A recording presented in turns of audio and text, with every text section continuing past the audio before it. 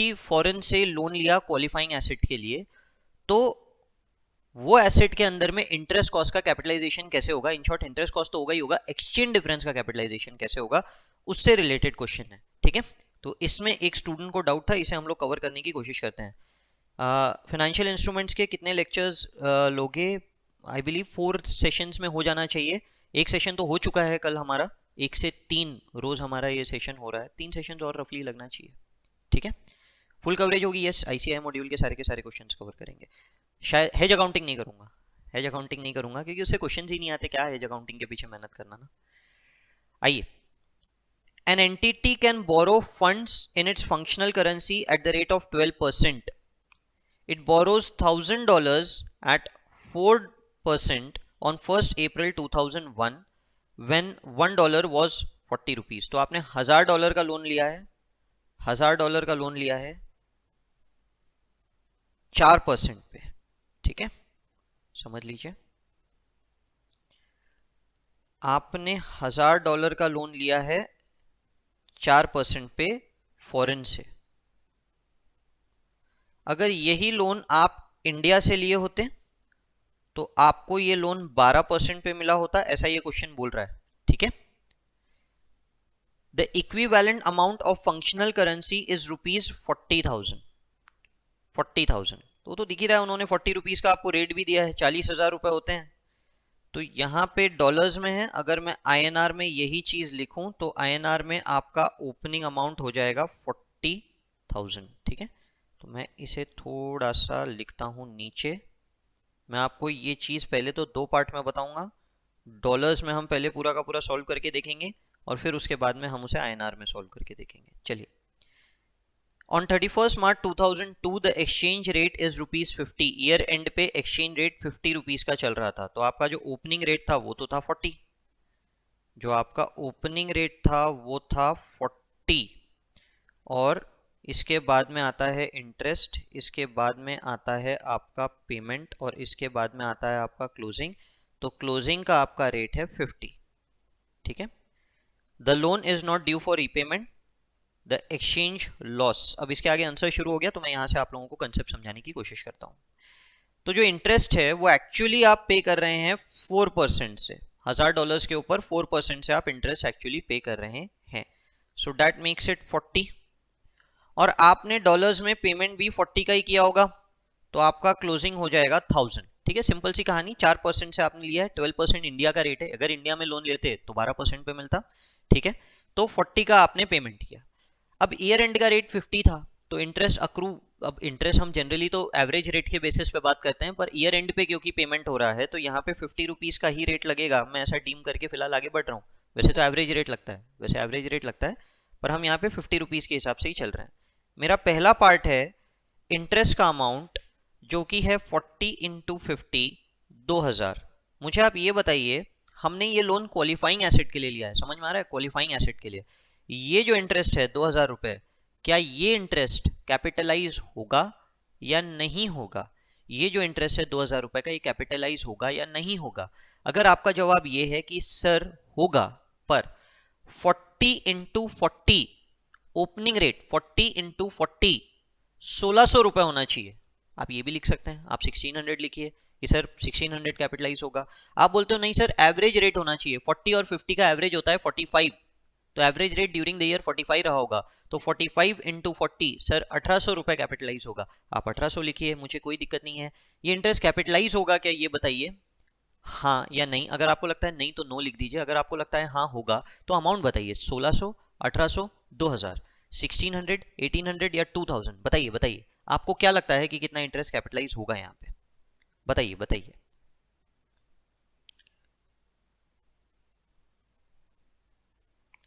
Yes, capitalise होगा, okay, बताइए बताइए, बाकी लोग भी बताइए। यस, कैपिटलाइज होगा।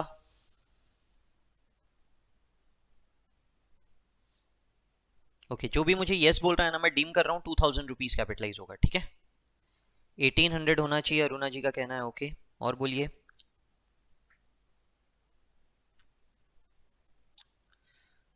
1800, 2000, ओके।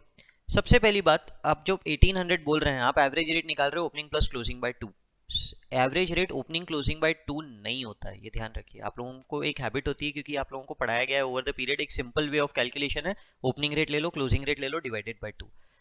एवरेज रेट होता है हमने साल भर जितने भी ट्रांजैक्शंस किए, जो रेट पे किए, उन सब के एवरेज को एवरेज रेट बोलते हैं। ऐसा नहीं कि ओपनिंग रेट ले लिया, क्लोजिंग रेट ले लिया, डिवाइडेड बाय 2, उससे एवरेज नहीं निकलता कभी भी। एवरेज होता है साल भर में मेजरली जितने भी ट्रांजैक्शंस हुए उन सब का एवरेज रेट क्या है। तो जब तक एवरेज रेट क्वेश्चन में नहीं दिया है, आप ओपनिंग प्लस क्लोजिंग बाय 2 करके एवरेज रेट नहीं लेंगे, ये बात ध्यान रखिए। ऐसा नहीं करना, इस क्वेश्चन में नहीं दिया हुआ है, इस क्वेश्चन में नहीं दिया हुआ है, इसीलिए हम लोग क्लोजिंग रेट के बेसिस पे करेंगे। अगर एवरेज रेट दिया होता तो आपका आंसर सही होता, मैं कुछ नहीं बोलता, फिर मैं कुछ नहीं बोलता था, ठीक है। तो फिलहाल हम आगे बढ़ेंगे, 2000 कैपिटलाइज होना चाहिए। कुछ भी डाउट होगा तो मुझे बोलिएगा। हमारा सवाल है कि ये जो एक्सचेंज डिफरेंस आया कि हमने तो 40,000 में लोन दिखाया था, क्लोजिंग हो गया 50, तो देखो क्या है, मॉनिटरी लायबिलिटी है।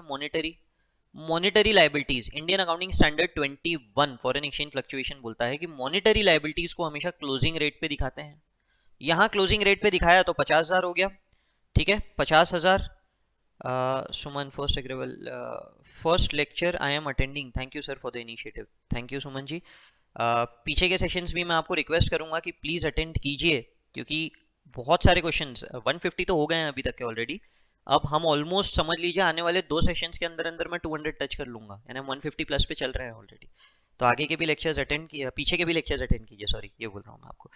मूविंग अहेड, मैं आपको ये समझा रहा था कि इन दोनों के बीच का जो आपका डिफरेंस है, ये डिफरेंस है 10,000 का। मॉनेटरी लायबिलिटीज के हिसाब से ऐसे फॉरेन एक्सचेंज फ्लक्चुएशंस को आप मुझे बताइए, फॉरेन एक्सचेंज फ्लक्चुएशन लॉस है, लायबिलिटी है, बढ़ गई, अदर कॉम्प्रिहेंसिव इनकम में डालें या प्रॉफिट और लॉस में डालें, बताइए। ये 10,000 के फॉरेन एक्सचेंज फ्लक्चुएशन को, अब तक हमने इतने सेशंस लिए, इंडिया 21 के ऊपर इतने डिस्कशंस हो चुके हैं कि अब मैं ये उम्मीद करता हूं आप लोगों से कि आप ये बता पाए मुझे कि ये 10,000 का जो लॉस है, ये मैंने पीएनएल में डालना चाहिए या ये मैंने अदर कॉम्प्रिहेंसिव इनकम में डालना चाहिए, बताइए जरा मुझे, बताइए पीएनएल में डालूं या अदर कॉम्प्रिहेंसिव इनकम, लिखिए पीएल या ओसीआई, ठीक है। थोड़ा सा स्लो चल रहा हूँ, जरूरी है, हर पॉइंट के साथ में मैं कंसेप्ट आप लोगों का क्लियर करते चले जा रहा हूँ, इसीलिए। पीएल में मनीषा जी, वेरी गुड, और बताइए पीएल, क्या बात है, क्या बात है। प्रॉफिट और लॉस में ये लॉस जाना चाहिए आप लोगों का, ठीक है। अब हम आते हैं इंडियन अकाउंटिंग स्टैंडर्ड 23 पे। 23 पूछता है, एक्चुअली लोग 23 को पूछते हैं कि देखो, है तो क्वालिफाइंग एसेट, है तो क्वालिफाइंग एसेट, हमने लोन लिया तो लोन से रिलेटेड जितने भी कॉस्ट होते हैं वो सब कैपिटलाइज होना चाहिए। लोन से रिलेटेड हमें जो भी कॉस्ट लगा सारे कैपिटलाइज होना चाहिए। एक बात ध्यान रखिए, ये कंसेप्ट सिर्फ इंडियन अकाउंटिंग स्टैंडर्ड्स में, इंटरनेशनल अकाउंटिंग स्टैंडर्ड में नहीं है। अभी हम जो एक्सचेंज डिफरेंस पढ़ रहे हैं ना, एक्सचेंज डिफरेंस, ये कंसेप्ट सिर्फ इंडियन अकाउंटिंग स्टैंडर्ड्स में है, ये इंटरनेशनल अकाउंटिंग स्टैंडर्ड्स में नहीं है। इसे आप कार्व आउट भी बोल सकते हैं। वो बोलता है, यानी हम ऐसा बोलते हैं कि देखो भाई, ये भी हमारे लिए तो कॉस्ट ही है ना, हमने फॉरेन से लोन लिया तो हमें ना केवल इंटरेस्ट का कॉस्ट लगा, हमें एक्सचेंज फ्लक्चुएशन का भी कॉस्ट लगा, तो ये भी क्वालिफाइंग एसेट में हमें कैपिटलाइज करने दीजिए, ये भी क्वालिफाइंग एसेट में हमें कैपिटलाइज करने दीजिए। सिंपल सी कहानी है, स्पेसिफिक लोन है, क्वालिफाइंग एसेट के लिए लिया हुआ है। इंडियन अकाउंटिंग स्टैंडर्ड 23 में एक लाइन बहुत क्लियर है, वो बोलता है अगर आप किसी भी लोन को अवॉइड कर सकते थे, किसी भी एक्सपेंस को, लोन को नहीं, एक्सपेंस को अवॉइड कर सकते थे, तो वो एक्सपेंस कैपिटलाइज नहीं किया जाएगा। If any expense is avoidable, आप उस एक्सपेंस को कैपिटलाइज नहीं करेंगे। अब ये वाला पॉइंट कुछ एक आध एग्जांपल में उन्होंने ऐसा बोल दिया कि अगर आप लोन ले रहे हैं, अगर आप लोन ले रहे हैं तो इसका मतलब ये अवॉइडेबल नहीं था, ऐसा डीम कर लेता है। आप लोन ले रहे हैं मतलब ये अवॉइडेबल नहीं था, यानी ये वाला लाइन हम और कहीं आगे इंडियन अकाउंटिंग स्टैंडर्ड 23 में यूज नहीं करेंगे कहीं पे भी। पर यहां पे उन्होंने स्पेसिफिकली बोला कि देखो, आप फॉरेन से जो लोन ले रहे हो, ये फॉरेन एक्सचेंज फ्लक्चुएशन को आप अवॉइड कर सकते थे, आप इस फॉरेन एक्सचेंज फ्लक्चुएशन को अवॉइड कर सकते थे, ठीक है। तो इसे अगर आप अवॉइड कर सकते थे तो कैसे अवॉइड कर सकते थे? इंडिया से लोन लेके, इंडिया से लोन लेके। आप फॉरेन से लोन क्यों लिए, आप इंडिया से लोन ले लेते, ठीक है। तो मुझे बताइए, अगर आप इंडिया से लोन लेते, पहला सवाल, अगर आप इंडिया से लोन लेते तो आप कितना लोन लेते, 40,000 या 50,000? आप लोन लेते तो लेते कितना, 40,000 या 50,000? 4 या 5 लिख के आंसर दीजिए, 40,000 या 50,000? इंडिया से लोन लेते तो लेते कितना? मैं ये सवाल क्यों पूछ रहा हूं, क्योंकि स्टूडेंट्स इस क्वेश्चन में एग्जाम में यही गलती करते हैं, यहां से वो लोग इंटरेस्ट कैलकुलेशंस में गड़बड़ शुरू करते हैं, इसीलिए मैं आपको ये सवाल पूछ रहा हूं। मुझे बताइए 4 या 5? 40,000 के लिए 4 लिखेंगे, 50,000 के लिए 5 लिखेंगे, बताइए मुझे। Very good Kiran ji, very good Aruna जी, 40,000 रुपीज का लोन लिए रहते। इन शॉर्ट मैं आपको ये बोल रहा हूं कि इंडिया में अगर मैं आपसे लोन की बात करूं तो आप ओपनिंग एक्सचेंज रेट के बेसिस पे निकालते हैं हमेशा। 1000 इंटू हमेशा ओपनिंग रेट होता है, हमेशा ओपनिंग रेट। तो ओपनिंग रेट तो अपना 40 है यहाँ पे, ठीक है। 40,000, 40,000, ठीक है। सुमन जी अगर आप ये लेक्चर को सुन रहे हैं तो आप भी आंसर कीजिए साथ साथ में, ठीक है। चलिए 40,000 रुपीज, तो इसके ऊपर बताइए अब मुझे इंटरेस्ट अगर आप इंडिया में देते तो आप इंटरेस्ट कितना देते। सारे फिगर्स आपके आंखों के सामने हैं, मैंने स्क्रीन के ऊपर लिख के रखे हैं। तो आप मुझे बताइए आप इस लोन पे अगर इंटरेस्ट देते तो कितना देते अगर ये लोन आपने इंडिया में लिया होता, इंडिया में लिया होता। क्या बात है किरण जी, वेरी गुड, 4,800। और कोई?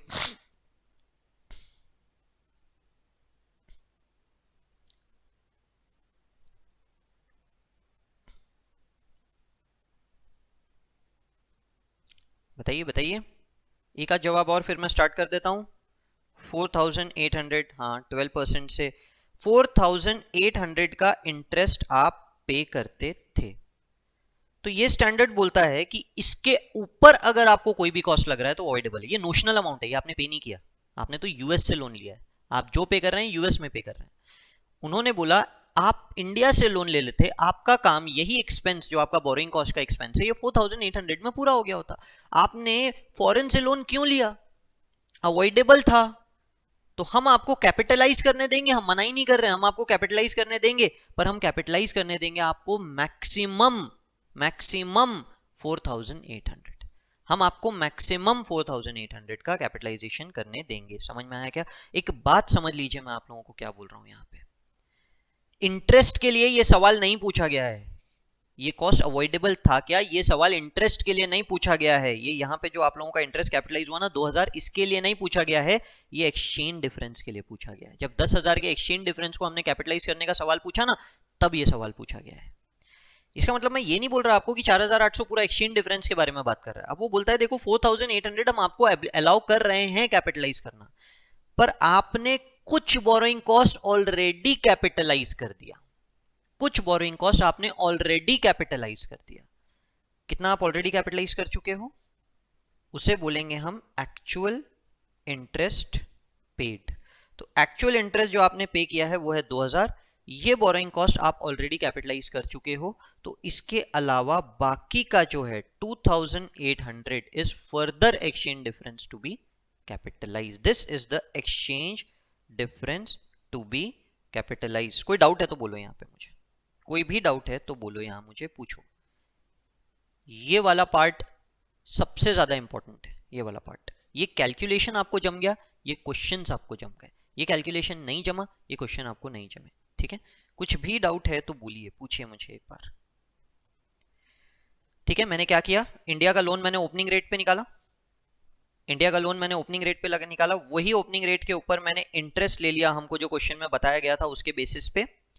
एक्चुअली आपने जो इंटरेस्ट पे किया था वो इंटरेस्ट पे किया था आपने 2,000। ये देखिए, ये यहाँ पे हम लोगों ने दिया था ना, ये 2,000 का इंटरेस्ट 40 इंटू 50, $40 का आपने इंटरेस्ट पे किया था, क्लोजिंग रेट 50 के बेसिस पे, ठीक है। तो 2,000 रुपए का इंटरेस्ट हम लोगों ने पे किया, exchange difference to be capitalize हो जाएगा 2,800।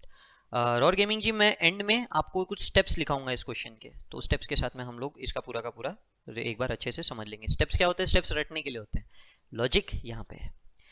आगे बढ़ते हैं हम लोग। हाँ, एक्सचेंज डिफरेंस 2,800। अब हमारा टोटल एक्सचेंज डिफरेंस कितना था? हमारा टोटल एक्सचेंज डिफरेंस कितना था? कितना एक्सचेंज डिफरेंस निकाले थे आप लोग? टोटल टोटल एक्सचेंज डिफरेंस कितना निकाले थे आप? 10,000, ठीक है ना, 10,000। तो टोटल एक्सचेंज डिफरेंस है 10,000। आपने मुझे बोला था कि 10,000 का एक्सचेंज डिफरेंस पीओरएल में जाना चाहिए, मैंने उसमें से आपको 2,800 कैपिटलाइज करवा दिया। 2,800 का एक्सचेंज डिफरेंस मैंने आपको कैपिटलाइज करवा दिया, समझ गए? तो कितना पीओरएल में रह गया? कितना पीओरएल में रह गया? बैलेंस चार्ज्ड टू पीओरएल, कितना पीओरएल में रह गया? बताइए बताइए, कितना पीओरएल में रह गया?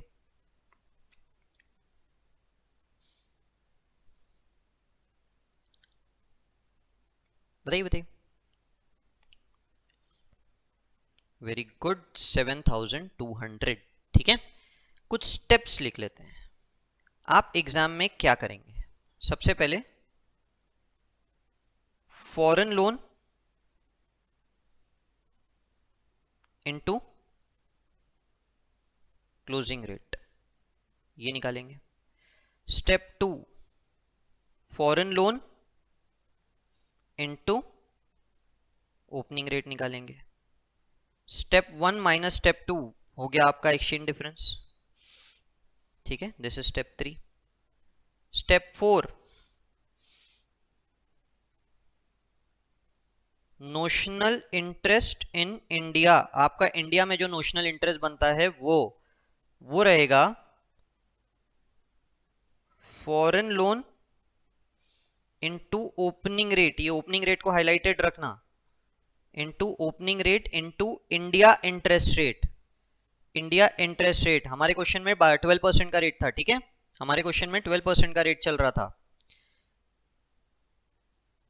Step 5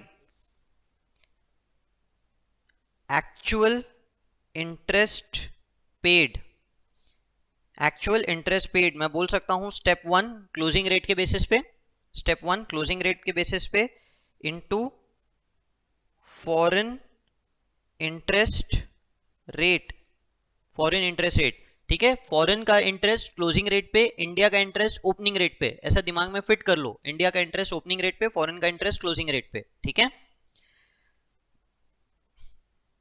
step 6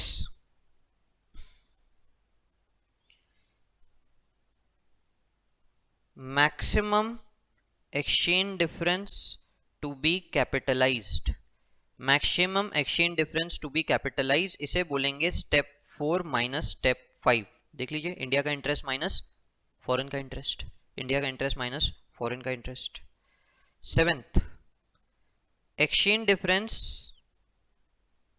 charge to P&L, profit और लॉस में जो हम एक्सचेंज डिफरेंस को चार्ज करेंगे, ये 3rd स्टेप पे आपने एक्सचेंज डिफरेंस निकाला था, और ये 6th स्टेप पे वो एक्सचेंज डिफरेंस जो कैपिटलाइज हो गया वो है, तो step 3 minus step 6, step 3 minus step 6, ये 7 स्टेप्स एग्जाम में कर दीजिए, ये सम सॉल्व हो जाएगा, ठीक है।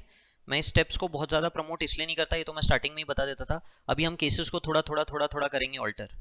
बेसिक क्वेश्चन यही है, बेसिक क्वेश्चन ऐसा ही आता है, तो बेसिक क्वेश्चन तो इन स्टेप्स से सॉल्व हो जाता है, पर जब मैं क्वेश्चन को थोड़ा सा भी ऑल्टर करूंगा ना, ये स्टेप्स फेल हो जाएंगे, ठीक है।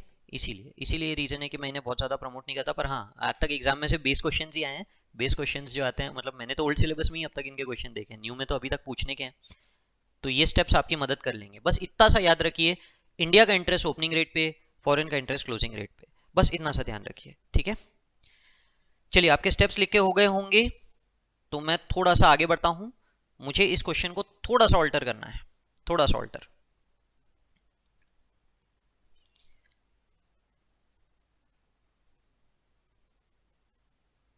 चलिए मैं क्या कर रहा हूं अब ये देखिए, सपोज कीजिए, डीम कीजिए, ये जो इंटरेस्ट है ना जो आपने फॉरेन में पे किया, ये जो इंटरेस्ट फॉरेन में पे किया, ये 5000 रुपीज था, एवरीथिंग एल्स रिमेनिंग सेम, बाकी पूरी कहानी एज इट इज, इंडिया का रेट वही 12%, सब कुछ same to same.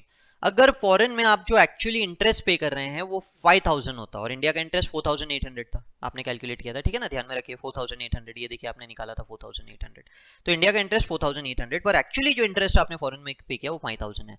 What is the interest amount that I can capitalize, what is the interest amount that I can capitalize, 5000 और 4800, 5000 और 4800, बताइए। 5048 ऐसा लिख के आप मुझे बता सकते हैं, 5048 लिख के आप मुझे बता सकते हैं। देखते हैं आपके कंसेप्ट्स कितने क्लियर हैं इस चीज को लेके। अरुणा जी का कहना है 5000, सुमन जी का कहना है 4800, और बताइए। 4800, हाँ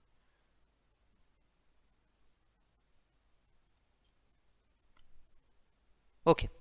एक बात ध्यान में रखिए, मैंने आपको ये बात इसीलिए स्पेसिफिकली बोली, मैं जो सवाल पूछ रहा हूं, क्या एक्सचेंज डिफरेंस कैपिटलाइज हो सकता है, सवाल क्या पूछा, क्या एक्सचेंज डिफरेंस 10,000 कैपिटलाइज हो सकता है, इसके जवाब में मैंने आपको बोला था कि आप चेक कीजिए कि अगर इंडिया में इंटरेस्ट होता तो कितना होता, अगर आप इंडिया में इंटरेस्ट पे कर रहे होते तो आप कितना पे कर रहे होते, ये चीज कब चेक की जा रही है, एक्सचेंज डिफरेंस के लिए, फॉरेन में पे किए हुए इंटरेस्ट के लिए नहीं, फॉरेन में पे किए हुए इंटरेस्ट के लिए नहीं, समझ में आ रहा है, यानी मैं पूरा 5000 कैपिटलाइज कर सकता हूं।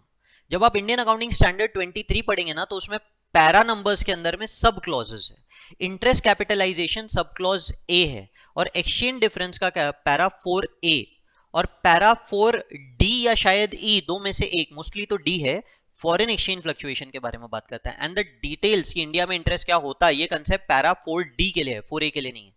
मतलब ये कॉस्ट के ऊपर हम अवॉइडेबिलिटी की बात ही नहीं करते हैं, बात ही नहीं होती है, अवॉइडेबिलिटी सिर्फ एक्सचेंज फ्लक्चुएशन के लिए होती है। मैंने आपको क्या किया, अगर आपने लोन लिया है तो इट इज डीम्ड, उसके ऊपर जो इंटरेस्ट पे हो रहा है वो जरूरी था, वो अवॉइडेबल नहीं था, ये बात हमेशा ध्यान में रखिए, ये डीम किया हुआ है, Indian accounting standard 23 is very clear, सिर्फ फॉरेन एक्सचेंज फ्लक्चुएशन के लिए उन्होंने रूल्स बता दिए, इसीलिए मैंने आपको कहा था ये इंटरनेशनल अकाउंटिंग स्टैंडर्ड्स में ऐसा कोई कंसेप्ट नहीं है। इंटरेस्ट की ये बात ध्यान में रखिए, if interest exceeds foreign exchange fluctuation, कुछ भी हो 5000 कैपिटलाइज होगा, होगा ही होगा, ठीक है, ये बहुत अच्छे से याद रखिए, बहुत अच्छे से इस कंसेप्ट को क्लियर रखिए। स्टूडेंट यहां बहुत गलती करता है, वैसे तो ये क्वेश्चन आज तक एग्जाम में नहीं आया, पर इंस्टीट्यूट के मॉड्यूल्स में है, ठीक है, इसीलिए। तो अब मैं, जैसा कि मैंने आपको कहा था, यहाँ फॉरेन एक्सचेंज फ्लक्चुएशंस में दिक्कत आ जाएगी, ठीक है। अब मुझे बताइए एक्सचेंज फ्लक्चुएशन कितना कैपिटलाइज होगा, हमने 5000 का इंटरेस्ट कैपिटलाइज कर दिया, पूरा 5000, पूरा 5000, ठीक है। तो अब एक्सचेंज फ्लक्चुएशन कितना कैपिटलाइज होगा, ये जो आपके स्टेप्स है, इनके सामने मैं कुछ चीजें लिख लेता हूं। आपका क्लोजिंग रेट के हिसाब से अमाउंट था 50,000, आपका ओपनिंग रेट के हिसाब से अमाउंट था 40,000, एक्सचेंज डिफरेंस आपने निकाला था 10,000, इंडिया में अगर इंटरेस्ट पे करते तो आता 4,800, एक्चुअली आपने जो इंटरेस्ट पे किया वो अभी हमने क्वेश्चन में ऑल्टर करके कर दिया 5,000, ठीक है। So what is the exchange difference that can be capitalize, बताइए बताइए, ये वाले जो क्लॉज है इसका answer, what is the exchange fluctuation that can be capitalized, बताइए बताइए, exchange fluctuation that can be capitalized, nil, zero, very good, आप लोग ये कंसेप्ट समझ गए।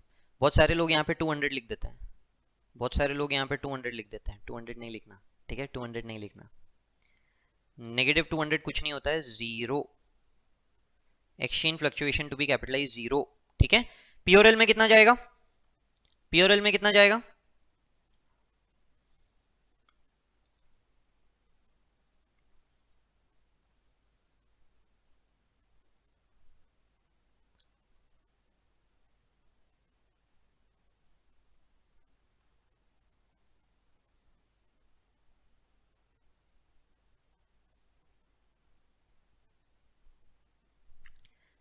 पीओरएल में कितना जाएगा, अरे पीओरएल में जीरो क्यों जाएगा, पीओरएल में तो पूरा का पूरा 10,000 जाएगा ना, एक्सचेंज फ्लक्चुएशन तो है ना आपका, एक्सचेंज फ्लक्चुएशन तो 10,000 है, तो पूरा जाएगा ना, ये स्टेप तो सेम ही रहेगा ना, स्टेप 3 माइनस स्टेप 6, जब कुछ भी नहीं कैपिटलाइज किया तो पूरा का पूरा ही 10,000 गया ना,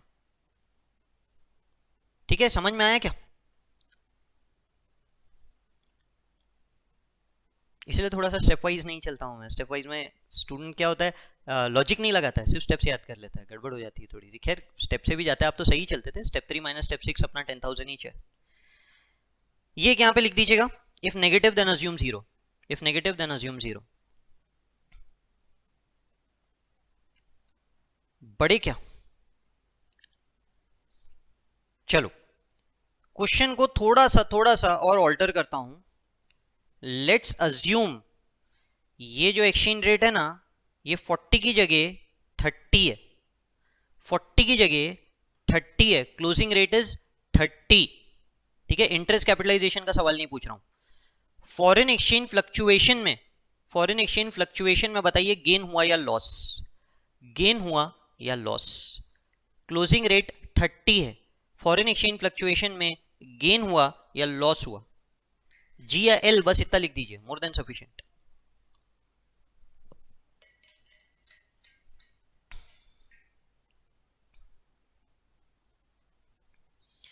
क्या बात, क्या बात, गेन हुआ, क्या गेन को कॉस्ट में से माइनस करना चाहिए, ऐसा भी तो हो सकता है ना, गेन का क्वेश्चन आ गया, बोले इंडियन अकाउंटिंग स्टैंडर्ड 23 का इंपैक्ट बताओ, तो क्या गेन को माइनस करना चाहिए, Indian accounting standard 23 is very clear, हम कॉस्ट की बात कर रहे हैं आपसे, cost, gain is not a cost, gain तो इनकम है, तो उस पर इंडियन अकाउंटिंग स्टैंडर्ड 23 नहीं लगेगा।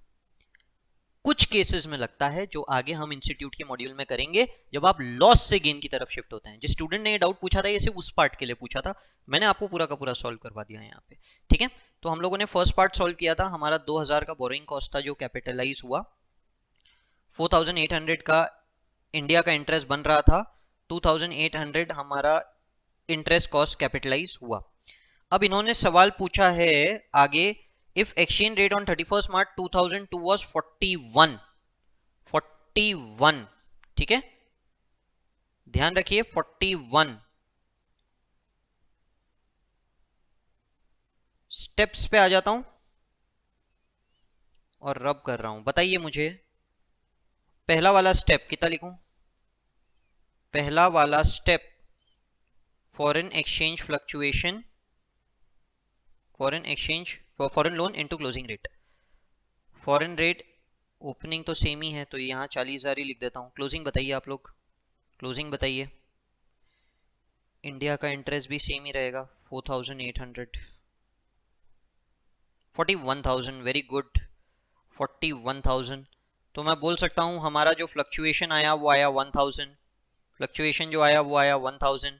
एक्चुअली आपने कितना इंटरेस्ट पे किया अब ये बताइए, हमारा इंटरेस्ट का रेट क्या है 4%, 4% का हमारा इंटरेस्ट का रेट है, तो एक्चुअली आपने इंटरेस्ट कितना पे किया, actual interest paid,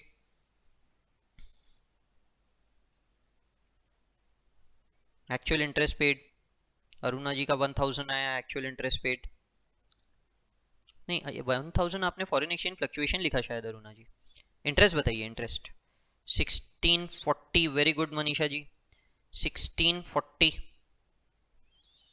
1640।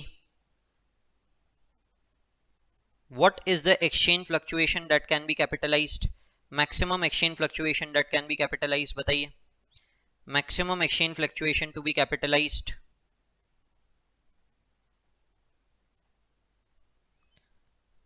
maximum exchange fluctuation that can be capitalized। सही चल रहे हैं आप सब लोग, वेरी गुड, सबका आंसर 1640 था, वेरी गुड।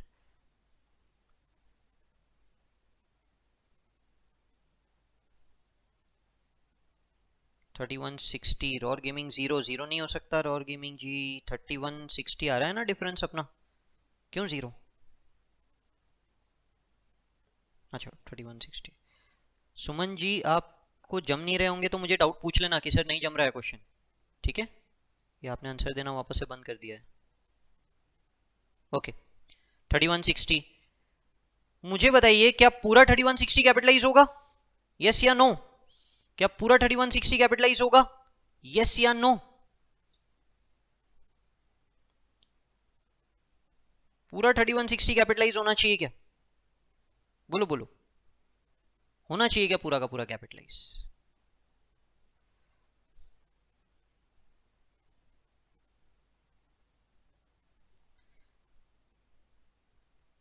ओके कोई बात नहीं सुमन जी, अगले क्वेश्चन से आप कनेक्ट कीजिए।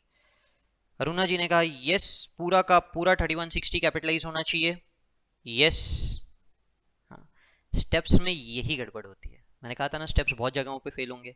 अरे आपका एक्सचेंज फ्लक्चुएशन है कितना, आपका एक्सचेंज फ्लक्चुएशन है कितना ये तो बताइए, फॉरेन एक्सचेंज फ्लक्चुएशन कितना है, कॉस्ट कितनी है, foreign exchange fluctuation was your cost, cost है कितनी, ये देखिए 1000, 1000, आप 3160 कैसे कैपिटलाइज करेंगे, हाँ आप 3160 कैपिटलाइज नहीं कर पाएंगे, अरे 1000 ही तो फॉरेन एक्सचेंज फ्लक्चुएशन है, ये गड़बड़ होती है, ये गड़बड़ होती है। अब मैं इन स्टेप्स में पता है कि ये स्टेप पहला वाला जो है ना उसमें बराबर काम कर जाता है, आगे के इसमें मेरे को बहुत सारी बातें लिखनी पड़ती है। अब मैं यहाँ पे दूसरी चीज लिखूंगा आप लोगों के लिए, subject to max, subject to max step 3, ये स्टेप 3 से ज्यादा नहीं हो सकता, ये नेगेटिव हुआ तो जीरो ही रहेगा, ये स्टेप 3 से ज्यादा नहीं हो सकता। अब इतने स्टेप्स कहाँ याद करते रहेंगे, इसीलिए लॉजिक याद रखना बहुत जरूरी होता है, ठीक है ना, दैट इज द रीजन मैं स्टेप वाइज नहीं चलता हूँ। आपका फॉरेन एक्सचेंज फ्लक्चुएशन ही 1000 था, ठीक है Kiran ji, very good very good, आपने 1000 बताया था। तो 1000 ही कैपिटलाइज हो सकता है, 3160 कैपिटलाइज नहीं हो सकता। चलिए आखिरी, पी और एल में कितना जाएगा, लास्ट सवाल, पी और एल में कितना जाएगा, बताइए बताइए फटाफट बताइए, पी और एल में कितना जाएगा, पी और एल में कितना जाएगा।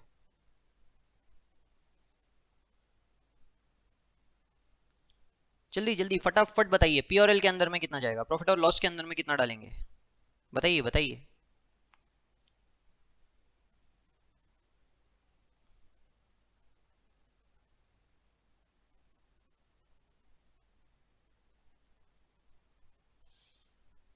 Six forty. अरे मनीषा जी, आप इंटरेस्ट से डिफरेंस निकालने लग गए। इंटरेस्ट 1640 है, 1640 तो पूरा कैपिटलाइज होगा।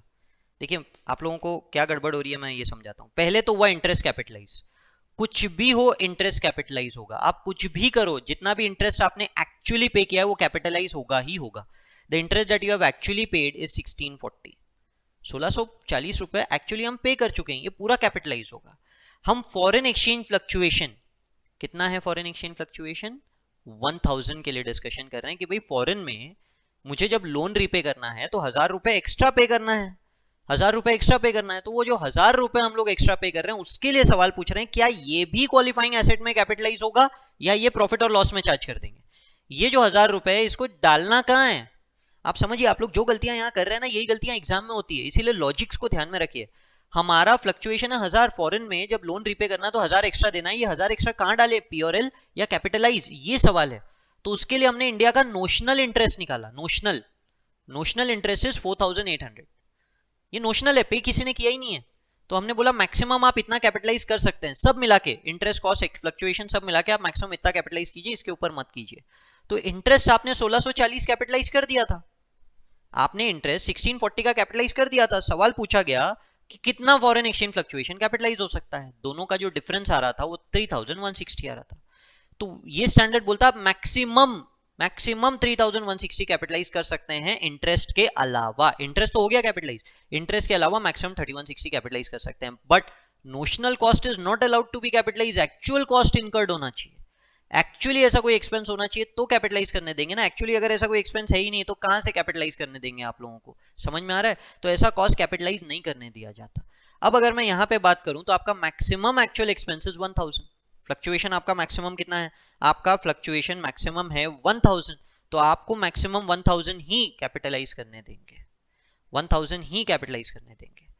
अब देखिए आपने पूरा का पूरा 1000 कैपिटलाइज कर दिया था, कितना फ्लक्चुएशन 1000, कैपिटलाइज कितना किया 1000, फ्लक्चुएशन 1000 स्टेप 3, कैपिटलाइज कितना किया स्टेप 6 1000, कितना फ्लक्चुएशन पी और एल में गया। जब पूरा ही कैपिटलाइज हो गया तो पी और एल में 0 गया। तो बाकी सब लोगों का आंसर एकदम सही है। मनीषा जी समझ में आया क्या, नहीं समझ में आया तो बोलिए, मैं वापस से आप लोगों को इसको इनफ्लो आउटफ्लो करके खुद तो भी और अलग तिकड़म से समझने की कोशिश करेंगे। बताइए बताइए। ओके चलो ठीक है, क्लियर है पूरा का पूरा कंसेप्ट। ये यहां पे इन्होंने अगले केस में आपको समझाने की कोशिश की, ठीक है। कहानी सब्सिक्वेंट ईयर पे गई, सब्सिक्वेंट ईयर पे $1 is equal to ₹48. Exchange rate on 31st March 2002 being $1 is equal to ₹50. The borrowing are still not due for payment. Still not due for payment. अब यहां पे आपका रेट 31 मार्च 2003 को 48 हो गया, कहां से 50 से। लिख देता हूं वापस से, अब यहां पे स्टेप्स नहीं लगाएंगे, दूसरा कंसेप्ट पढ़ रहे हैं हम लोग। ओपनिंग था हमारा $1000 1 अप्रैल 2001, जो कि था 40,000 रुपए, ठीक है, $1000। क्लोजिंग $1000 50,000 रुपए 31 मार्च 2002। फिर 31 मार्च 2003 उन्होंने बोला लोन अभी भी आपने कुछ भी रीपे नहीं किया है और 48 का रेट चल रहा है, मतलब 48,000। बताइए गेन हुआ या लॉस, बताइए गेन हुआ या लॉस, गेन हुआ या लॉस।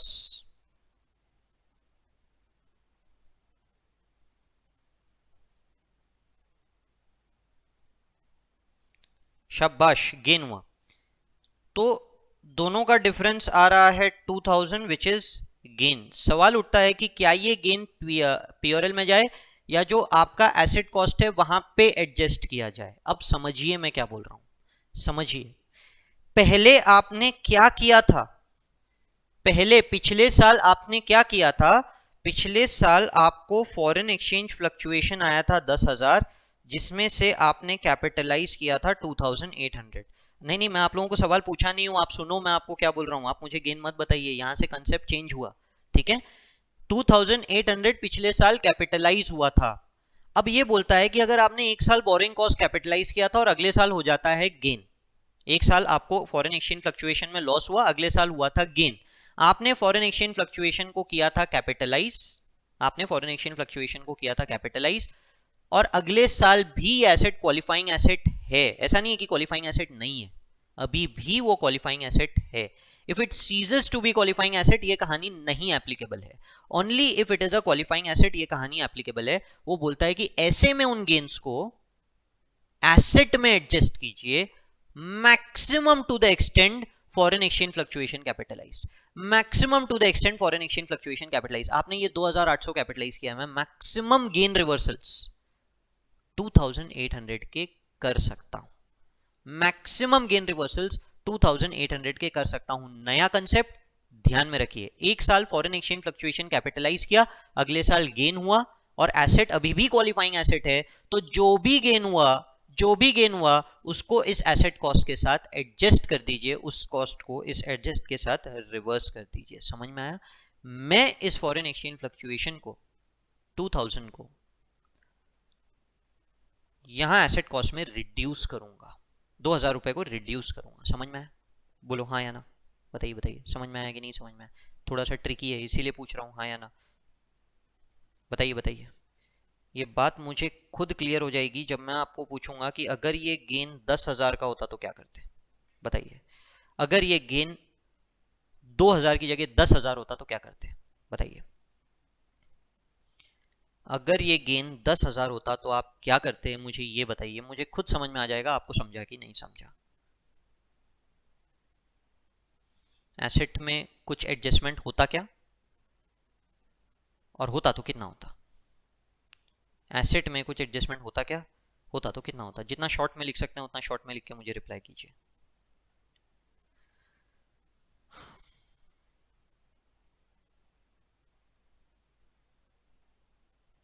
10,000 रिड्यूस करते हैं एसेट कॉस्ट से, चलिए सुमन जी वेरी गुड, आप ट्राई कर रहे हैं, वेरी गुड।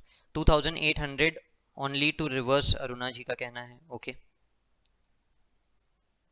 हाँ चलिए सुमन जी, आपने पीछे का नहीं सुना, कोई बात नहीं। यहाँ पे एक बात ध्यान में रखिए, मैंने क्या कहा, जितना फॉरेन एक्सचेंज आपने कैपिटलाइज किया है, जितना भी फॉरेन एक्सचेंज आपने कैपिटलाइज किया है foreign exchange fluctuation asset cost में, अगर आने वाले सालों में गेन हो जाए, मेरा हर वर्ड ध्यान से सुनिए, अगर आने वाले सालों में गेन हो जाए तो जितना कैपिटलाइज किया था उतना रिवर्स कर सकते हैं, जितना कैपिटलाइज किया था उतना रिवर्स कर सकते हैं। वेरी गुड अरुणा जी, very good Kiran ji, very good roar gaming.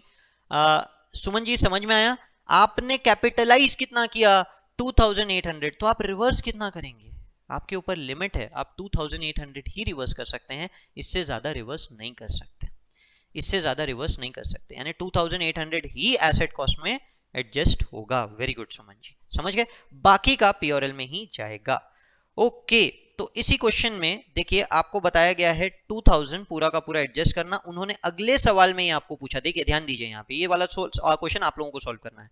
31 मार्च 2003 का रेट है 44,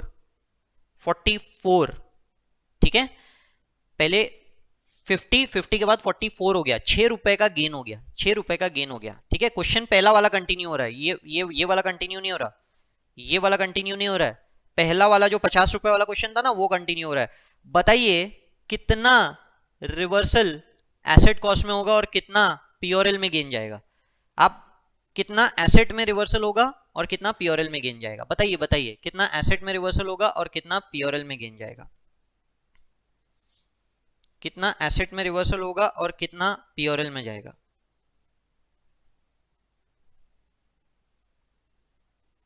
ए करके लिखना एसेट के लिए, पी करके लिखना पीओरएल में जितना अमाउंट जाएगा, बताइए बताइए।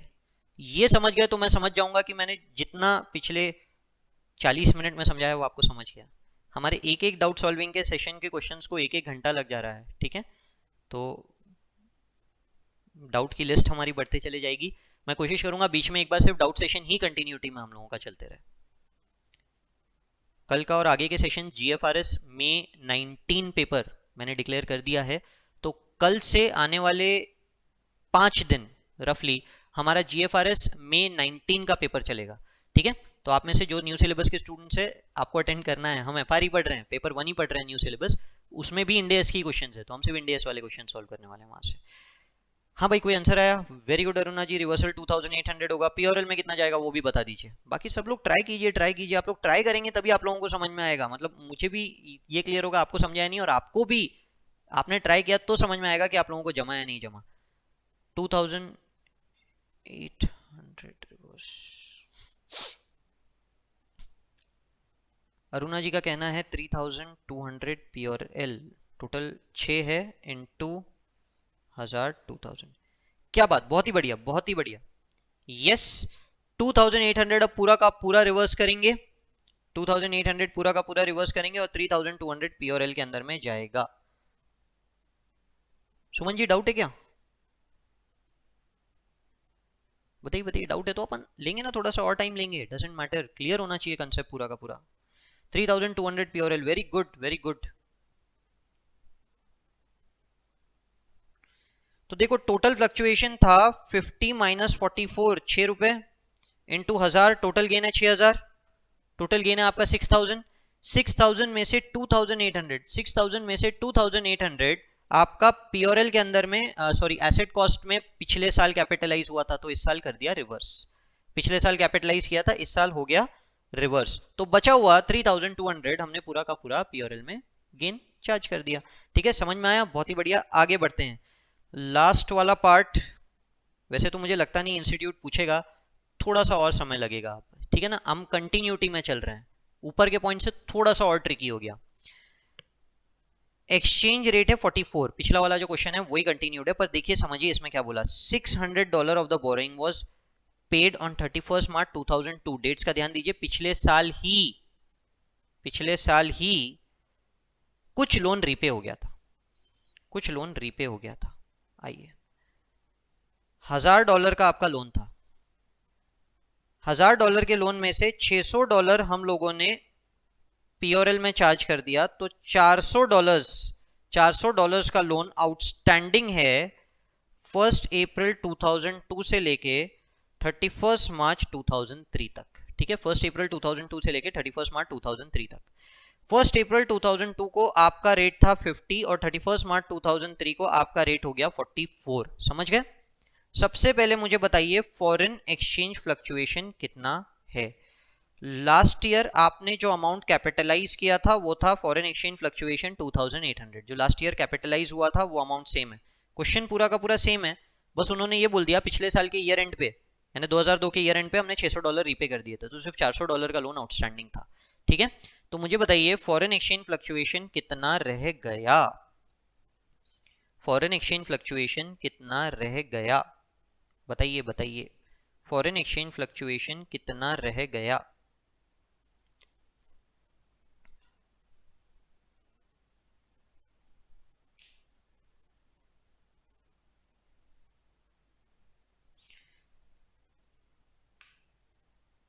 किरण जी का आया 1120, अरुणा जी का आया 2400 रिवर्स। 2400 का फ्लक्चुएशन आया 1120 इज